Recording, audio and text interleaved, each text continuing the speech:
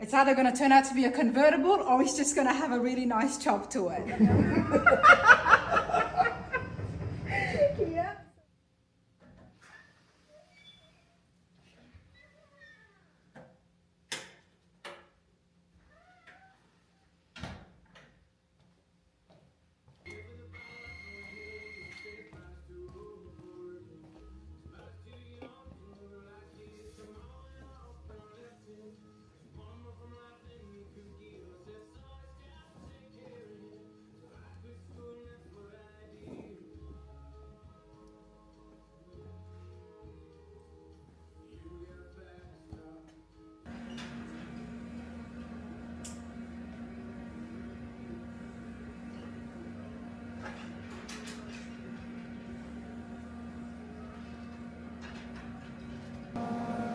Alright everybody, here is an update on my truck. I have been working on it a fair bit, but I didn't think the update was needed because I'm not doing anything pretty, I guess. It's just a lot of metal work, a lot of welding, grinding, but here's where we're at. So my cab, obviously the big thing that has happened is we've chopped it 2 inches.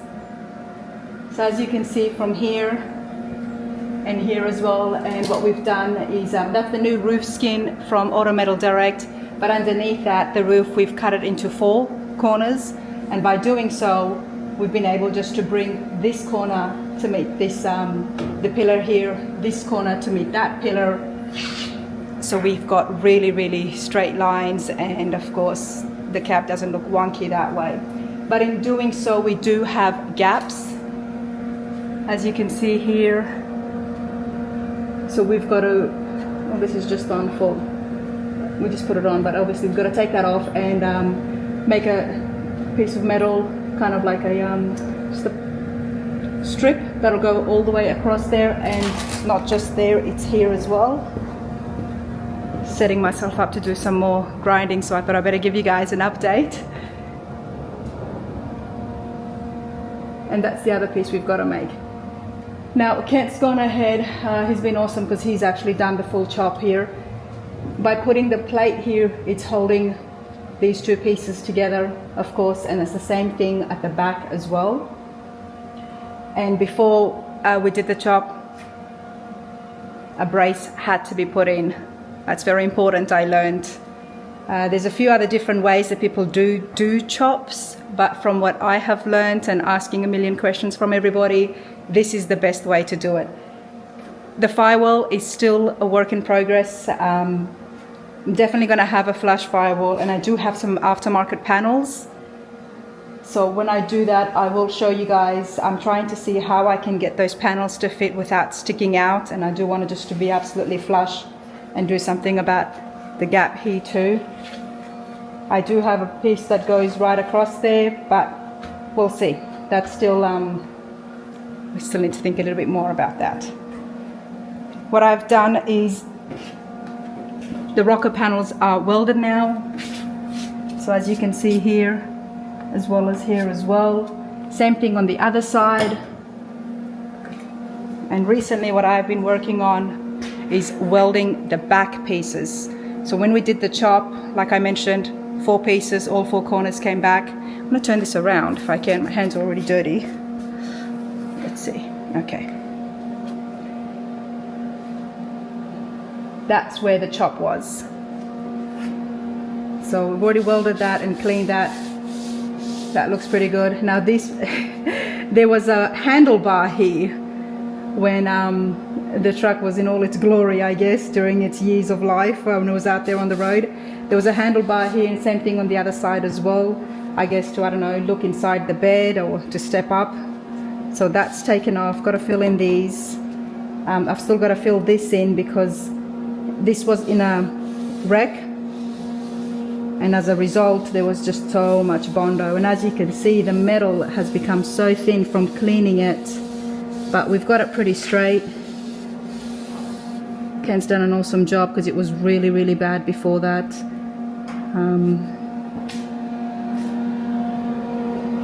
And that's what I've been working on. So been welding the back corners and Did that last night. I still got to go back, and I know there is some pinholes, so I'm going to fill those in, and then I'm going to clean them up, get them all ready. The other thing that I learned is the doors.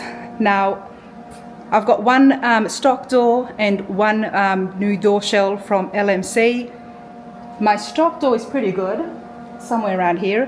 However, and most of you might relate to this as well, is that the bottom of these doors, here, let me show Bunky's because he hasn't done his yet. This is the part where it gets rotten. And there is so many aftermarket repair panels for this.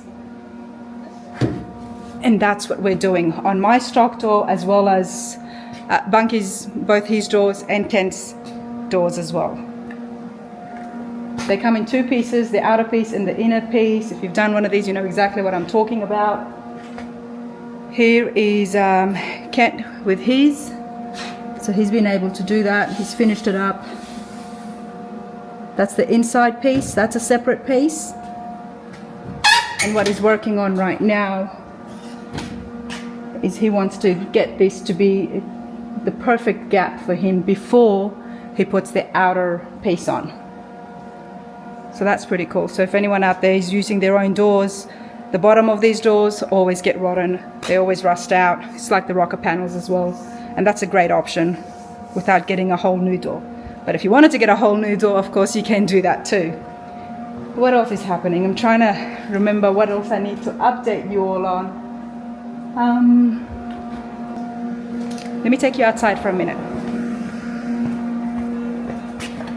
Take a look at my rendering. All these pieces and parts, they're all going to form together, and in the end, hopefully this is what it's going to look like.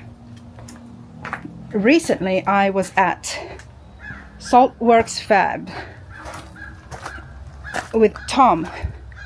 Great hot rod shop, and they've got this awesome killer machine. It's the Figure G15, just makes great panels. That's not my hood. Where's my hood?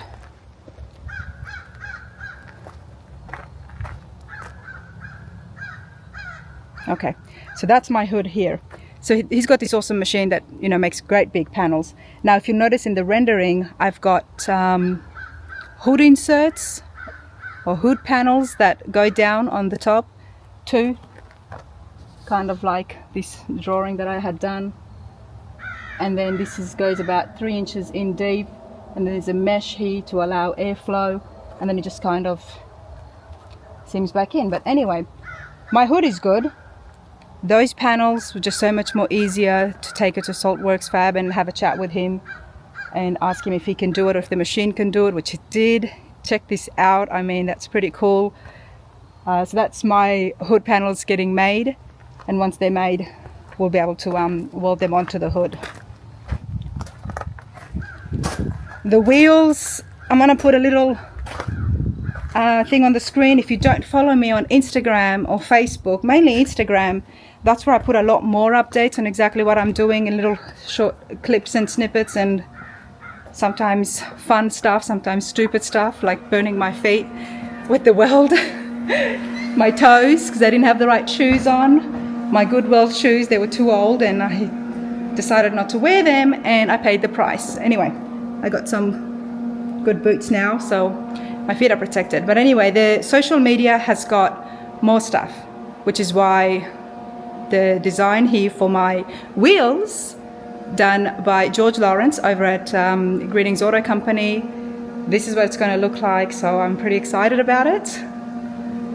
But that's it, everybody. I'm just going to go back to welding, grinding. I can't wait for the day that this cab looks super, super clean, neat, and it's all in primer, and I get to take you through it once again. But for now, let's get to it. As you can see, the Firewall is brand new. That's from Autometal Direct. You might have seen in one of my previous videos, but I have been working on trying to shave the Firewall and give it a nice clean look. So for example, thanks to Bunky, he's helped me put get these in position. So I'm pretty happy with that. I did that. Still got to cut out this piece. Now, as a backup option, I do have some panels that I've ordered, which I'd like the bead rolling on. So I might end up using that. I might not. I don't know. But for now, this is what I'm working on. I've still got to clean up a lot more of the metal.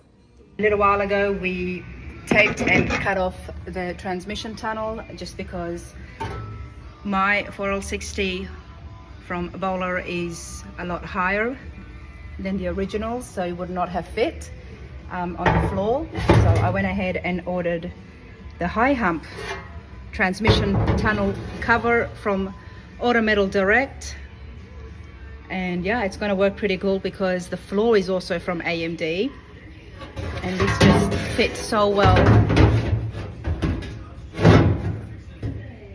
The plan now is just to tack where the bolt positions is. I won't be bolting this. I am going to be welding all around and then welding underneath it as well. I just wanted to get it nice and close and tight, and since this is going to be automatic, I don't need a floor shifter or something like that, so I don't need to have this as a bolt-on, although it is a bolt-on system. So as you can see, for those of you who did want to have this and bolt it on, it's pretty basic. If I can get it up there properly, but yeah, so you can definitely bolt it, but you're going to use the holes to tack it into place. I do need to hammer a little bit and get this metal to sit flush, and then go ahead and continue welding some more. But before I do that, I've got to clean this up. So I'm going to grind some of the metal on the new piece, as well as continue doing what I've been working on. And then, who knows, but there's still a fair bit to do. Still got to get these strip rails off, install the new roof skin, and the firewall is continuing. So I've got this places ready. I've got this ready. It needs just a slight adjustment, but it's not too bad. So I'm pretty happy with that. And I've still got to cut out this piece here. I do have some covers that I got, but that's as a backup option. So since the boys were working on their firewalls and they just decided to cover up the holes, I thought, okay, well, that will give me some practice as well. And then if it doesn't go well, then I've got those covers. But that's where we're at. So I'm gonna tie up my hair and get started. Hold on, hold on, don't, hold on. Don't pull off. Just lift it all the way up. Oh my God, what is that? Is that the actual... Don't touch it, what's wrong with you? It's hard. Oh my God, it's a skeleton. It's gotta be, it's hard. Don't touch it.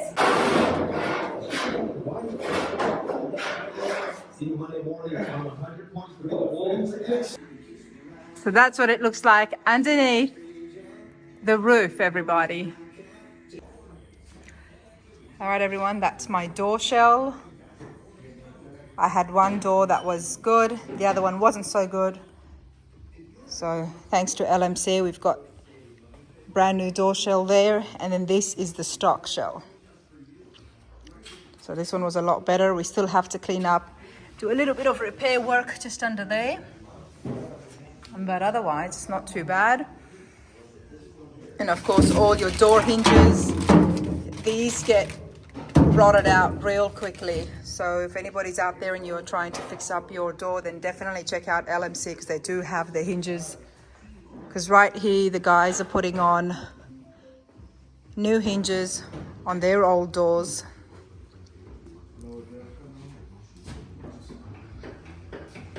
And it will take some working, especially if it's rusted and those holes need to be fixed.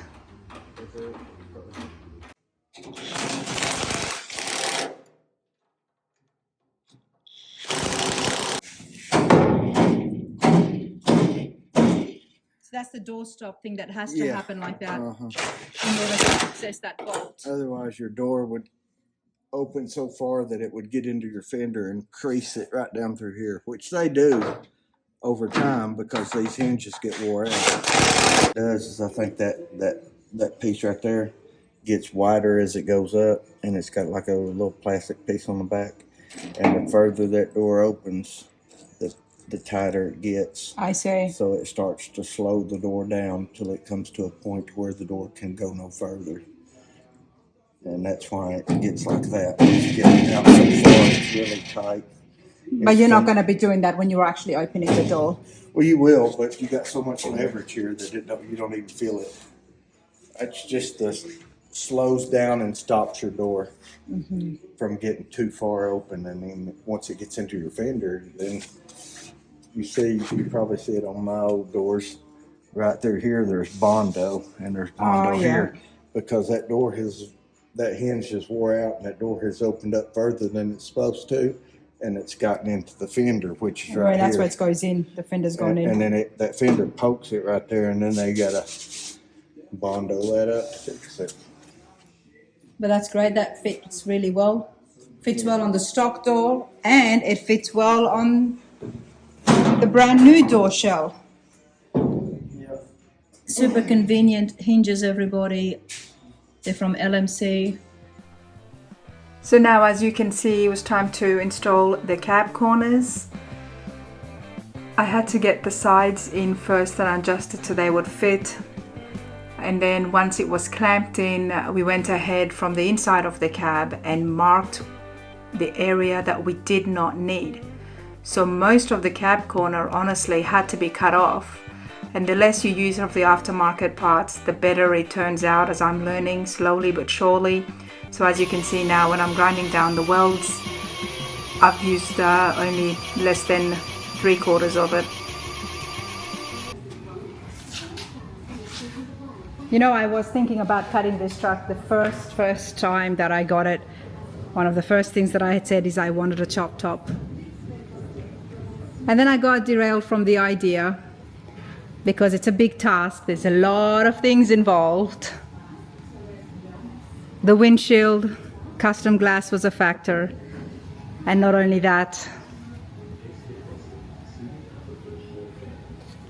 considering this is my first restoration, and I should really just try to keep things simple, but I never do what I should do, so I am going to go ahead, and the pressure is on. Now, Kent has chopped a truck before in the past, a while ago, about what, you said 20 years since the last time he chopped the top?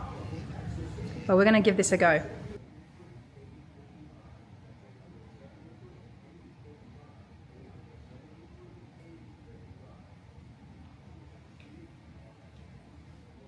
And this just gives us such a precise measurement on where we need to mark and where we need to cut. Key is in the detail, isn't it? Mm-hmm.